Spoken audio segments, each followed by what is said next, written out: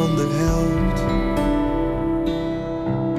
die in problemen ruikt. If you preach the gospel in all aspects, with the exception of the issues that deal specifically with your time, you are not preaching the gospel at all. Martin Luther. Are you aware of how vast the pornography industry has become? Did you know that porn industry revenue now exceeds $10 billion a year? Or that 300 new pornographic websites come online each day? Or that 70% of all pornographic materials fall into the hands of minors, and the average age of first exposure to pornography in this country is 8 years old. Now, we'd like to think that Christians don't have the same struggles as people who have not come to Christ, but the truth is that many men, women, and children within our church congregations, including pastors, worship leaders, and others, struggle with pornography and sexual impurity. One example of this comes from a survey that showed that 50% of Promise Keeper attendees viewed pornography in the week before the event. A survey taken back in 1995 showed that more than 60% of men from the 12 leading denominations admitted to struggling with sexual impurity. That was before the explosive growth of the Internet. What do you think those numbers would be like today? Unfortunately, we in the church have often failed to address these issues on a personal level. Relatively few churches even offer biblical counseling to those struggling with sexual impurity. In the next few minutes, you're going to hear testimonies from Christians who have found true freedom from sexual impurity through an internet-based ministry called Setting Captives Free. Their shame has been replaced with a sincere desire to help those who are also suffering. And their silence has been replaced with a wonderful witness of their deliverance from pornography, lust, and sexual addiction.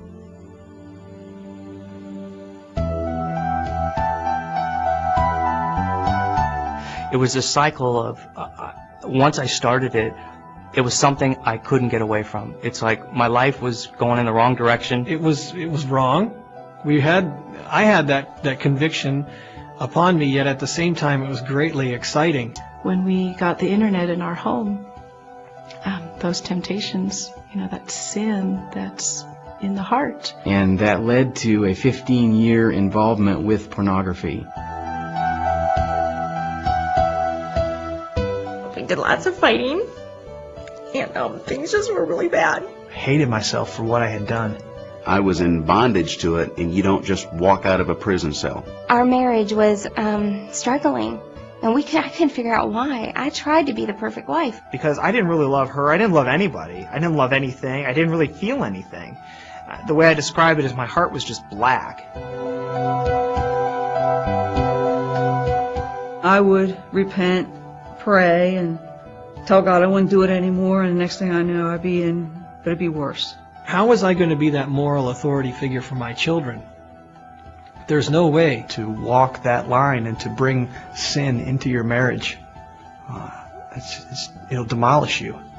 All that time I had this nagging feeling like this is really something I should not be doing. She had just had enough. She had had enough of my lies and deceit and hiding and manipulation and impurity.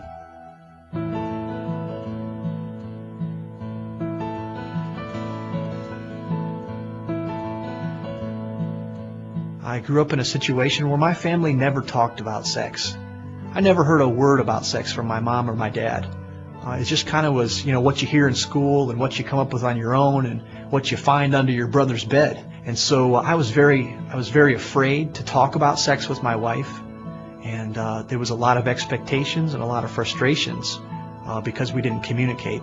There were times when she found pornography shortly after we were married, and she came to me directly and was hurt by it.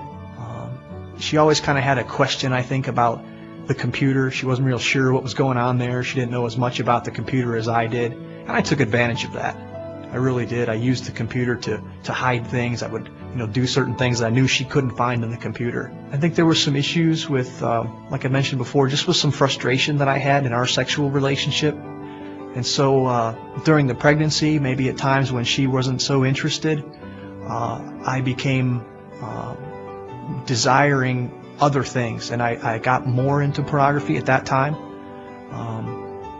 But also at that time, I was in a situation where I began to flirt more with some of the girls at work. I do believe it was the pornography and the continual lust for more of it that led me not to just look at images, but to maybe even pursue someone in that way. And it led me to eventually commit adultery. I first encountered pornography around the age of 11 or 12 in the drugstore. You know, they kept pornography at that time on a very low shelf, and so anybody could reach up and browse through the magazines. For a boy of 11 or 12 who's just beginning puberty and just discovering girls, it was something that was exciting, and it was touted by our peer group as well as something that was exciting. You know, look at this. You know, you want insight into women, you want insight into girls. Look at this stuff. All through high school and college, we knew that it was forbidden fruit. You know, I had that sense of guilt, and so I kept it hidden. I never told anybody what I was doing, and it kept on luring us back because it was this thrilling thing. We had to go and we had to do it in secret. I'm a second career pastor of a church, and so I began my trade as a tractor trailer mechanic, and again, pornography was everywhere, and the desire also to live out those fantasies that were being created by the viewing of this material.